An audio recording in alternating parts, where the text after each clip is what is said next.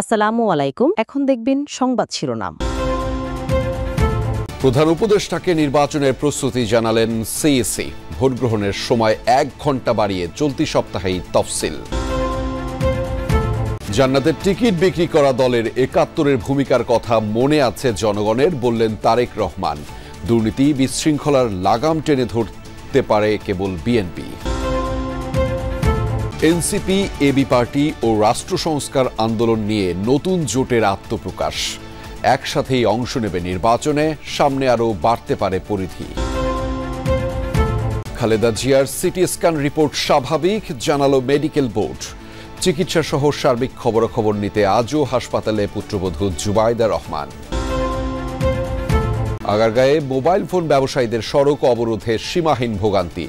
দফায় দফায় বৈঠকে আসেনি সমাধান, কাল দোকান বন্ধ রাখার ঘোষণা।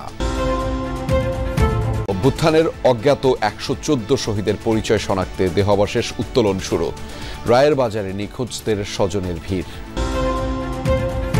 এতক্ষণ শুনছিলেন সংবাদ শিরোনাম, এখন দেখবেন বিস্তারিত।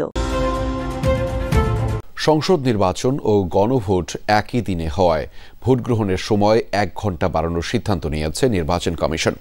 সকাল 7:30 থেকে শুরু হয়ে ভোট নেওয়া হবে বিকেল 4:30 পর্যন্ত। চলতি সপ্তাহেই ঘোষণা হবে নির্বাচনের তফসিল, জানিয়েছেন কমিশনার আবুল ফজল মোহাম্মদ সানাউল্লাহ। বলেন, মঙ্গলবার থেকে দেশের বাইরে পোস্টাল ব্যালট পাঠানো শুরু হবে। ভোটের আগের রাতে কেন্দ্রে কেন্দ্রে নির্বাচনী সামগ্রী পৌঁছানো হবে। আচরণবিধি মানার ক্ষেত্রে কঠোর থাকবে ইসি। নির্বাচনী প্রস্তুতির অংশ হিসেবে কয়েক সপ্তাহ ধরেই মাঠ পর্যায়ে সমন্বয়, নীতি নির্ধারণ ও প্রক্রিয়াগত পরিবর্তন নিয়ে কাজ করছে নির্বাচন কমিশন। রোববার বেলা 11:15টায় শুরু হয় কমিশনের 10ম সভা। আলোচনা হয় তফসিলের সময়, পূর্ববর্তী ও পরবর্তী কার্যক্রম, গণভোট, পোস্টাল ব্যালট সহ কয়েকটি বিষয়ে। সভা শেষে কমিশনের পক্ষ থেকে ব্রিফ করা হয়। জানানো হয় চলতি সপ্তাহেই তফসিল ঘোষণা করা হবে। তার আগে রাষ্ট্রপতির সাথে সাক্ষাৎ করবে পুরো কমিশন। জাতীয় সংসদ নির্বাচন ও গণভোট একই দিনে হওয়ায় বাড়বে ভোটের সময়। ভোটদানের লাইনে সামনে বড় করে গণভোটের প্রশ্ন ও বিষয়গুলো ঝোলানো থাকবে। যেখানে সিক্রেট বুথ আর বাড়ানোর জায়গা নাই, সেখানে প্রয়োজনে একটা আলাদা বুথই করতে হবে। আমরা ভোটের সময় 1 ঘণ্টা বাড়ানোর সিদ্ধান্ত নিয়েছি, সকালে আধা ঘণ্টা এবং বিকেলে আধা ঘণ্টা। অর্থাৎ এখন ভোট শুরু হবে সকাল 7:30টায় এবং চলবে বিকাল 4:30 পর্যন্ত। সংসদ নির্বাচন ও গণভোটের প্রস্তুতি সম্পর্কে প্রধান উপদেষ্টা ডক্টর মোহাম্মদ ইউনূসকে অবহিত করেছেন প্রধান নির্বাচন কমিশনার এএমএম নাসির উদ্দিন। সন্ধ্যায় সিইসির নেতৃত্বে নির্বাচন কমিশনাররা রাষ্ট্রীয় অতিথি ভবন যমুনায় প্রধান উপদেষ্টার সঙ্গে সাক্ষাৎ করে নির্বাচন আয়োজনের অগ্রগতি সম্পর্কে জানান। বৈঠকে সিইসি নাসির উদ্দিন জানিয়েছেন, নির্বাচন আয়োজনের ক্ষেত্রে সব ধরনের প্রস্তুতি সঠিক ও সুন্দরভাবে এগোচ্ছে। ফেব্রুয়ারির প্রথমার্ধে জাতীয় নির্বাচন ও একই দিনে গণভোট আয়োজনের জন্য কমিশন সম্পূর্ণ প্রস্তুত। ইসিকে পূর্ণ সহযোগিতা করায় প্রধান উপদেষ্টাকে ধন্যবাদ জানান সিইসি ও নির্বাচন কমিশনাররা। এ সময় নির্বাচন কমিশনের প্রস্তুতিতে সন্তোষ প্রকাশ করেন প্রধান উপদেষ্টা। বলেন, সুষ্ঠু ও নিরপেক্ষ নির্বাচনের স্বার্থে কমিশনকে সব ধরনের সহযোগিতা অব্যাহত রাখবে সরকার। জাতিকে একটি সুন্দর নির্বাচন উপহার দিতে অন্তর্বর্তী সরকার প্রতিশ্রুতিবদ্ধ। দেশের জন্য কঠিন সময় অপেক্ষা করছে। ষড়যন্ত্র হচ্ছে বিভিন্ন জায়গায়, এমন সতর্কবার্তা দিয়ে বিএনপির ভারপ্রাপ্ত চেয়ারম্যান তারেক রহমান বলেছেন, জান্নাতের টিকিট বিক্রি করা দলের ৭১-এর ভূমিকা মনে আছে সাধারণ মানুষের। বলেন, ৭১-এ লাখ লাখ মানুষ হত্যা করে দলটি তাদের জাত চিনিয়েছে। ক্ষমতায় গেলে দুর্নীতির লাগাম টানার পাশাপাশি আইন শৃঙ্খলা পরিস্থিতি নিয়ন্ত্রণে রাখার প্রতিশ্রুতি দেন বিএনপির ভারপ্রাপ্ত চেয়ারম্যান। প্রায় 14 দিন পর দলীয় কোনো কর্মসূচিতে হাজির হলেন বিএনপির ভারপ্রাপ্ত চেয়ারম্যান তারেক রহমান। আগামীর বাংলাদেশ নিয়ে বিএনপির পরিকল্পনা ছাত্রদলের নেতাকর্মীদের জানানোর কর্মসূচির সমাপনী সেশনে ভার্চুয়ালি যোগ দেন তিনি। আমরা জনগণ যে সিদ্ধান্ত দিবে তাই আমরা মাথা পেতে নেব। তারেক রহমানের বক্তব্যের বড় অংশ জুড়ে ছিল তার দলের দেশের জন্য আগামী দিনের পরিকল্পনার কথা, যেখানে সিঙ্গাপুর, কানাডার মতো দেশ বানানোর স্বপ্ন দেখানো চাইতে গুরুত্ব ছিল স্বাবলম্বী বাংলাদেশের। অঙ্গীকার করেন, আগামীর বাংলাদেশ হবে দুর্নীতিমুক্ত ও নিরাপদ। বিএনপি বাংলাদেশকে সিঙ্গাপুরও বানাতে চায় না, মালয়েশিয়াও বানাতে চায় না, কানাডাও বানাতে চায় না, যুক্তরাষ্ট্র বানাতে চায় না। আমরা চাই একটি স্বাবলম্বী বাংলাদেশ, যেই বাংলাদেশের মানুষ দেশের ভিতরে কর্মসংস্থানের ব্যবস্থা থাকবে, খেয়ে পরে বেঁচে থাকবে, শান্তিতে থাকবে।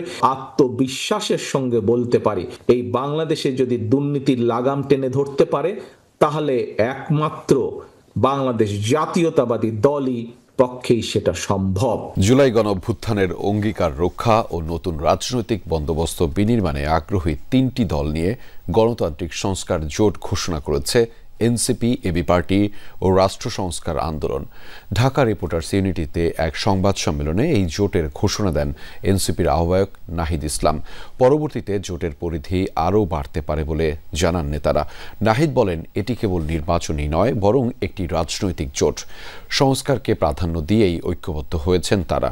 নির্বাচনেও অংশ নেবেন ঐক্যবদ্ধভাবে।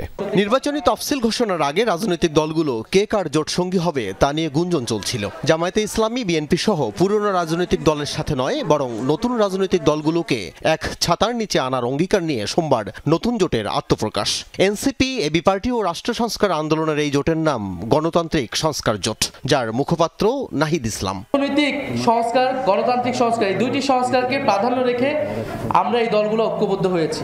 জোটের ঘোষণা আসে আওয়ামী লীগ সরকারের পতনের এক দফার ঘোষক নাহিদ ইসলামের কাছ থেকেই। বলেন, বাংলাদেশ আগের মতো হয়ে যাবে এমন নানা আশঙ্কার আর আলামতের হাতছানি দেখা যাচ্ছে। তবে জনগণকে অভয় দিয়েই নতুন রাজনৈতিক জোটের আত্মপ্রকাশ। প্রত্যাশা রাখছি যে আমরা একটা প্রতীকে, একটা বাক্সে আমরা আমাদের যে সমর্থনগুলো রয়েছে সারা দেশে সেটাকে আনতে পারবো। সেটার আইনি প্রক্রিয়া কি হবে বা পদ্ধতি কি আছে সেটা হয়তো আমাদেরকে আরো ব্যাখ্যা বিশ্লেষণ করে আমাদেরকে পরবর্তীতে আমরা জানাতে পারবো।